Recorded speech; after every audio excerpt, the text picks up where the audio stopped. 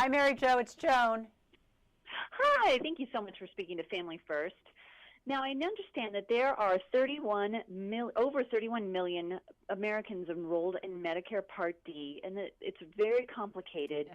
And I understand also that there was a survey done by Walgreens about what these enrollees understand about their coverage. Can you explain what that survey showed? Well, what it found is that while 3/4 of them think they know all about their plan, 50% didn't realize that if you went to a different pharmacy, the copay would be different. So I think that the most troubling part of the survey was that 1 in 5 said that because they just couldn't keep up with the escalating prices of prescription costs, that they were either skipping doses or just not refilling a prescription. In fact, 1 in 4 said, when I get a prescription written by a doctor, I never get it filled. And now we wonder why people end up really, much sicker than they need to be and get put in a hospital. And non-compliance of taking your prescription medication, it's estimated that it costs the healthcare industry in this country $300 billion a year.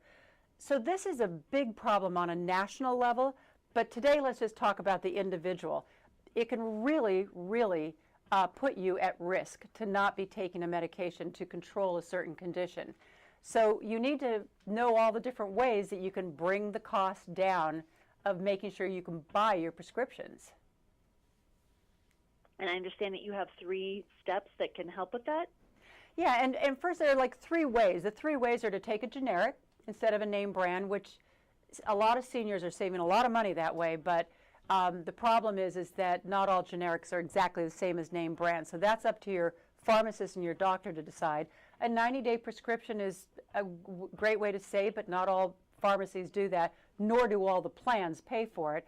But the third way is this way that we're talking about today, and that is to make sure that you're shopping in your preferred pharmaceutical network.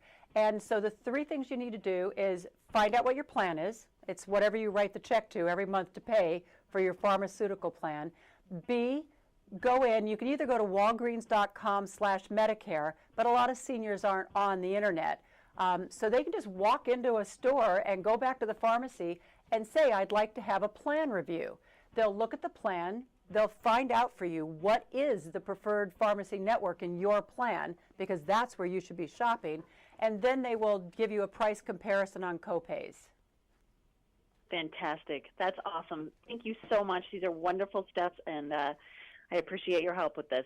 It's my pleasure. Thanks. Thank you.